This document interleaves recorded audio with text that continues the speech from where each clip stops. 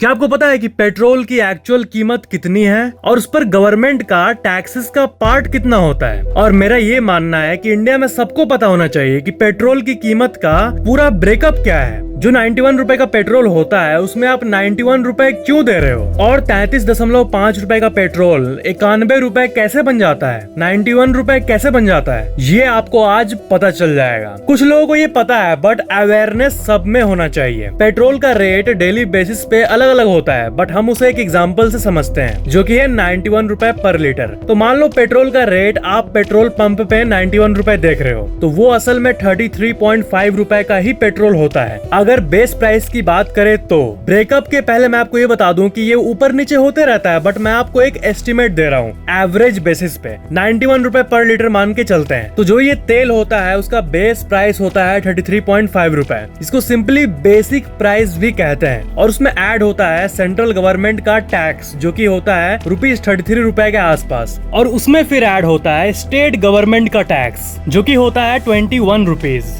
और फिर उसमें ऐड होता है पेट्रोल पंप ओनर का जो कमीशन होता है 3.5 रुपए के आसपास यूजुअली होता है, बट वो अलग अलग पेट्रोल पंप में अलग अलग ऊपर नीचे हो सकता है, बट एवरेज 3.5 रुपए होता है। मतलब पेट्रोल पंप का मालिक हर लीटर पेट्रोल पे 3 से 4 रुपए कमाता है। तो अब इन सब को अगर हम लोग टोटल करें ना तब आता है 91 रुपए। तो इसमें जैसा कि आप नोटिस कर सकते हो मेजोरिटी पार्ट तो ओनली टैक्सेस का बन जा रहा है, जैसा कि आप नोटिस कर रहे हो। पेट्रोल के इंक्रीज्ड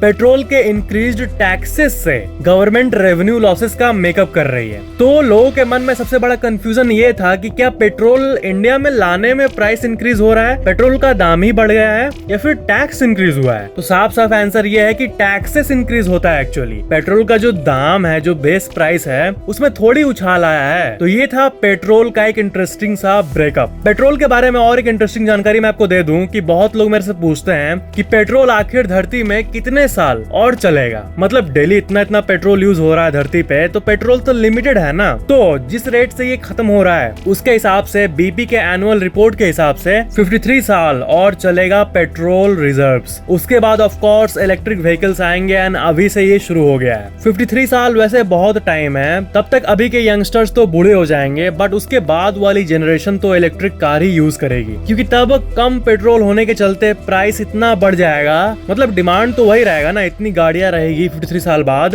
बट पेट्रोल का दाम बढ़ जाएगा क्योंकि वो लिमिटेड है। प्राइस इतना बढ़ जाएगा कि कोई खरीदेगा ही नहीं। तो ये थी पेट्रोल के बारे में कुछ अनोखी जानकारी। चैनल को सब्सक्राइब करके बेल आइकन जरूर ऑन कर लेना।